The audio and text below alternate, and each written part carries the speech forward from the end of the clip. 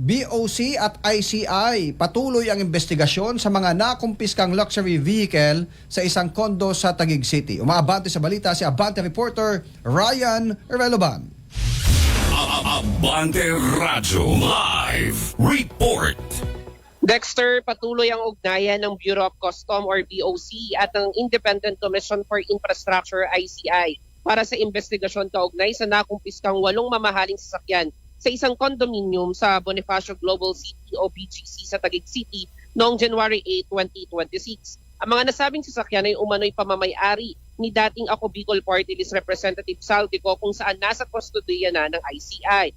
Ayon sa komisyon, patuloy pa silang kumakalap ng mga karagdagang impormasyon na makakatulong sa investigasyon at upang matukoy ang tunay na pay-ari ng mga sasakyan at ng condo unit. Dagdag pa ng ICI, suportado ng komisyon ng BOC at iba pang ahensya ng gobyerno sa pagsisikap na mabawi ang mga iligal na ari-arian at pangangalagaan ang pondo at yaman ng mga Pilipino. Nabatid na isinagawang operasyon sa koordinasyon ng Philippine National Police Highway Patrol Group at Criminal Investigation and Detention Group.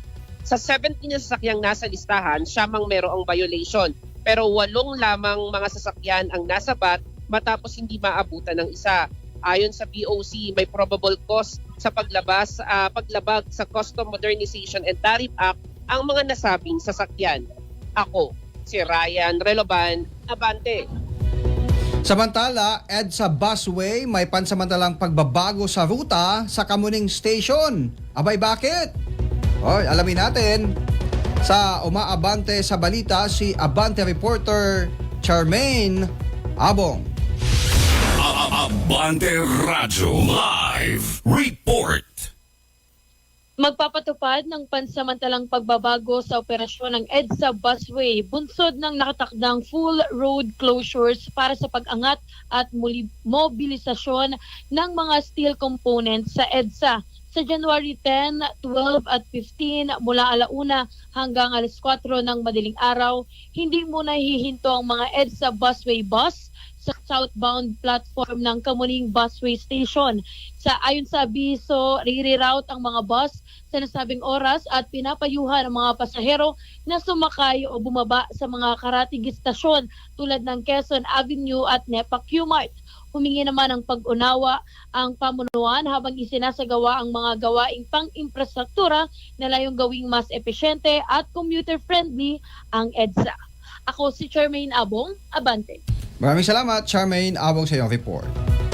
Samantala, narito ng ating editorial ngayong umaga.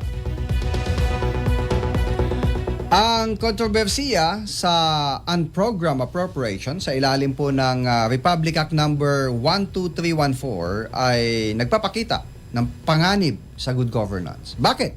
Kamo? Dahil nagbubukas ito ng spasyo para sa hindi transparent at potensyal na pagpabor sa alokasyon ng pondo.